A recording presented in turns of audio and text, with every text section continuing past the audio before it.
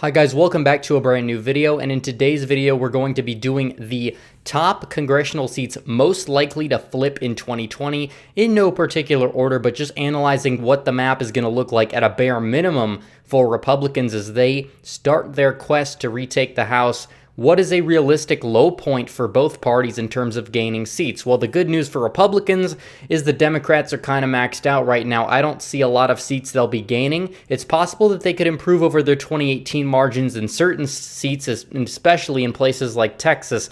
But at the same time, I really don't see them flipping a whole lot of seats in this election, and Republicans are the ones that get to go on offense because there's a lot of seats there that they have to flip, unlike last time when they were kind of maxed out and they were on defense. So we can start here. What Republican seats could potentially flip Democrat?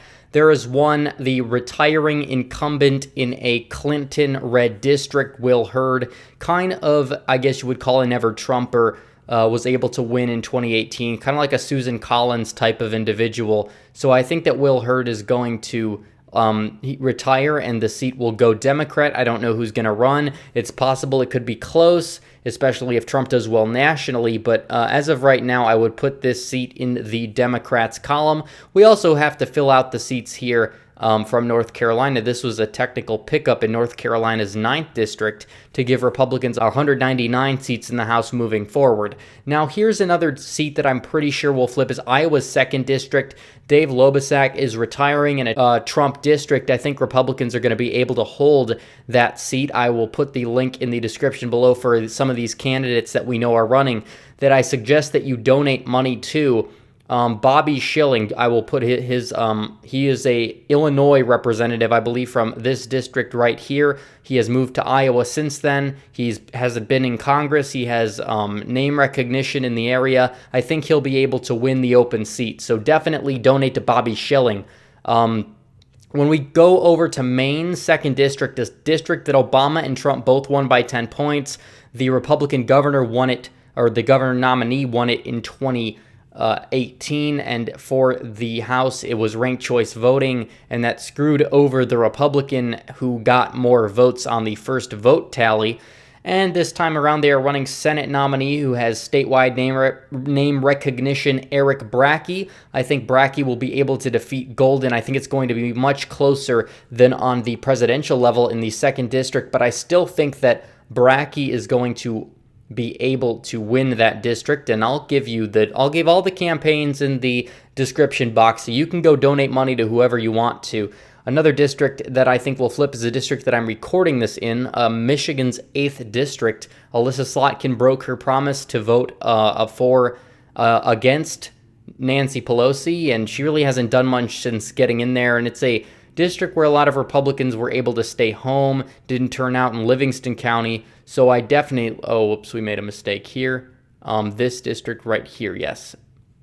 That would be Michigan's 8th district. I believe Alyssa Slotkin is going to go down, and we don't know who the candidates are. Possibly Mike Bishop if he decides to run again. Another district I think will flip is Minnesota's 7th. Even though Colin Peterson is a very, I guess you would say, moderate Democrat, it is mining country. Even CNN admits mining country is trending the opposite direction. It's western Minnesota. You saw what happened to Heidi Heitkamp in 2018, much closer than expected, as Dave Hughes was able to actually nearly beat Colin Peterson. He only lost by 4 or 5 points. This time I think Dave Hughes is going to go in for the victory, and I think he will win the seat. So again, I'll put the link in the description. Donate to Dave Hughes in Minnesota. Another seat I believe is going to flip is New Jersey's 3rd district right here. Andy Kim going in, again, another place where you see somebody campaign as a moderate end up being one of the bad Democrats that these people don't like, one of the far left kind of Democrats.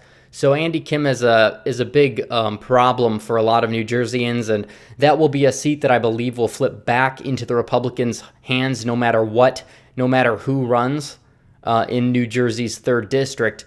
But another district I think is going to flip. I've talked about New Mexico, Trump doing a little bit better in, but even if Trump does worse in New Mexico than he did in 2016, I still think that the 2nd district will flip. One poll, again, I don't trust the polls that much, but it shows the Republican ahead by 14 points. Yvette Harrell lost on a fluke. Johidi Torres-Small has not even announced re-election and may actually decide to run for the Senate seat there. And if that was the case, it is a strongly Republican district. I believe that the district will stay with the Republican Party. I guess you would say flip it back from the Democrats. So in that regard, I think that district will flip. I'll leave Yvette Harrell's campaign website in the description. Donate to all these candidates. Even if it's just $1, it's going to help them out a lot in the long run. If you want a Speaker McCarthy or a Speaker Jordan, you got to put your money where your mouth is and donate to some of these people. Now we get to New York 11. There's 3 in New York, I think, can flip back, especially with Trump on the ballot. Trump did very well in upstate New York and Staten Island. New York 11, Max Rose has been an ultimate disaster for a lot of people. Republicans and independents agree. Vote for Joey Salads, Joey Saladino, or Joey Salads, the YouTuber who has done a lot of things I disagree with on his channel, but seems like a strong candidate. He will be the Staten Island, New York response to Alexandria Ocasio-Cortez, forming the Republican squad. I think it would be great, to give this man a second chance at redefining what his past is, and just donate anything you can to Joey Salads so he can win the primary over the Republican, who I believe is a never-Trumper. So you want a pro-Trump Republican in there. You want Joey Salads. He is going to go ahead and defeat Max Rose if he is the nominee. So again, I'll leave his campaign site in the description, so donate to him if you want.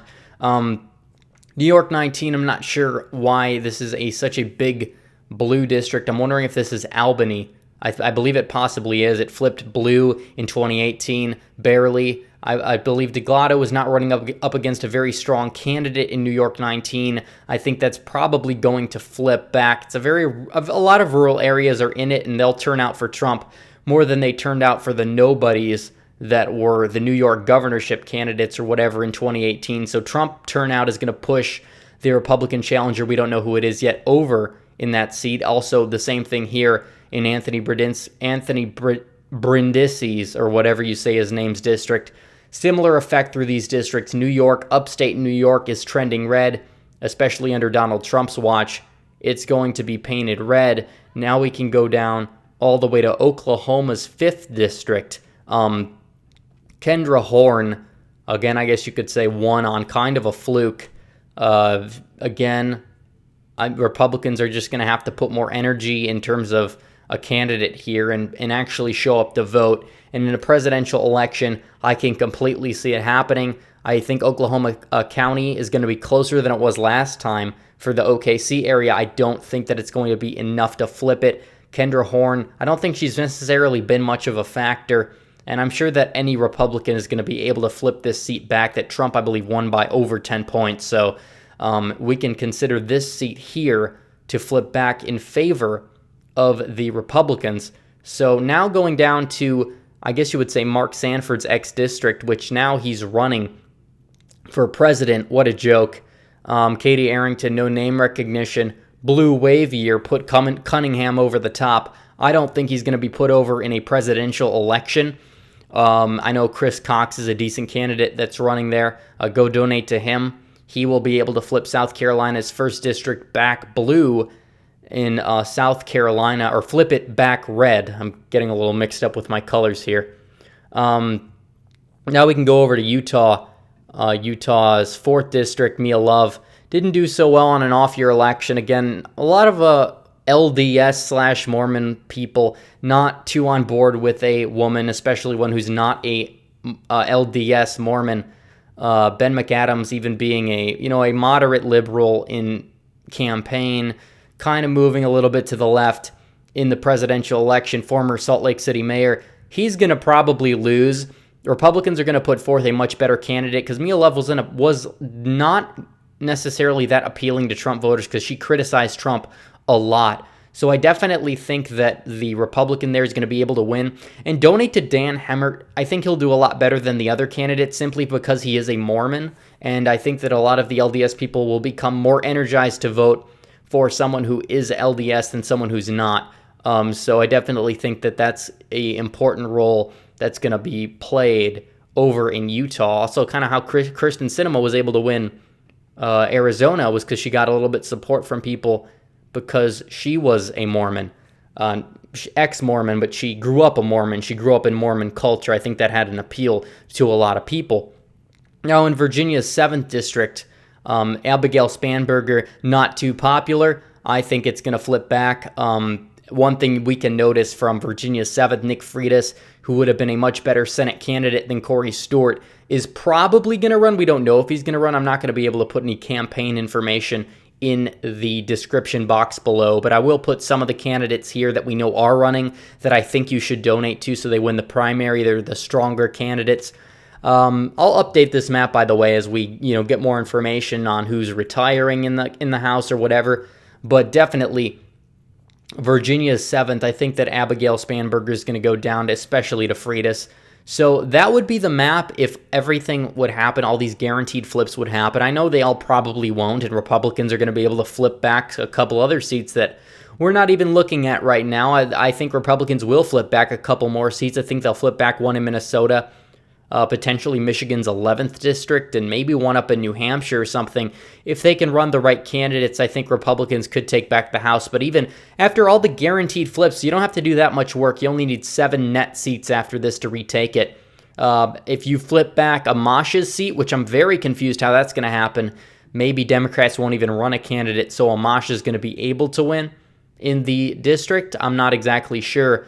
But when you look at this, it shows that the Democrats are ahead 223 to 211 to 1. If Republicans flip the Amash seat, then you would need just 6 extra seats to pick up. I'm guessing you could pick up one in Iowa, potentially one in New Hampshire, maybe one in Nevada. And then there's a couple others across the country that I think you could be able to pick up as well that would get you over the finish line. So thanks everybody for watching. Please like this video. Please comment down below what you think. What seats do you think are going to flip back? I'd like to know. And please hit that big red subscribe button and turn on the bell for notifications so you never miss another video. And thanks everybody for watching. Red Eagle, out.